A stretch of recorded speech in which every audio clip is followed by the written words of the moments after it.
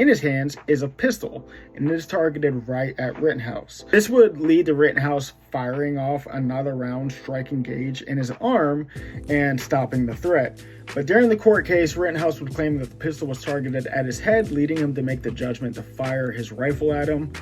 Gage would regularly attend these protests that kind of go into the background on him. He would regularly attend protests with his pistol on him for safety reasons, which here on this channel I advocate people to carry weapons for self-defense. Defend themselves is what I'm saying here. You don't carry stuff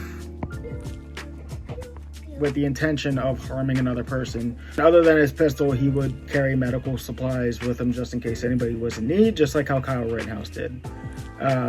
He would claim that he didn't intentionally point his pistol at Rittenhouse, but during cross-examination, once this all went to trial, he would agree during this cross-examination that the pistol was indeed pointed at Kyle Rittenhouse. After this final incident, Rittenhouse would approach a police line where police would rush to aid anyone who was injured in the shooting.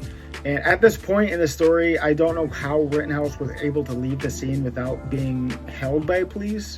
But later that night, technically the next day, but the same night, 1:30 in the morning, that would be August 26th, 2020 at 1:30 in the morning, Kyle Rittenhouse would arrive at his mother's house in Antioch to turn himself into the local police station with his mother.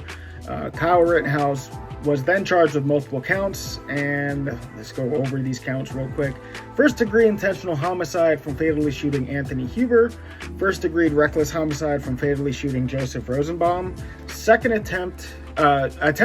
Attempted first-degree intentional homicide from shooting Gage Grosskreutz in the arm. 2 counts of first-degree recklessly endangering safety. Possession of a dangerous weapon by a person under 18. That was later dropped by a judge since it was found that he was legally allowed to possess the rifle. Finally, failure to comply with emergency orders from state or local governments. So fast forward, we're going to go to November 2nd, 2020, which after all of these shootings happened, this would be the next big step in this case. Rittenhouse had a bail set at $2 million, which would be paid off by conservative groups around the United States.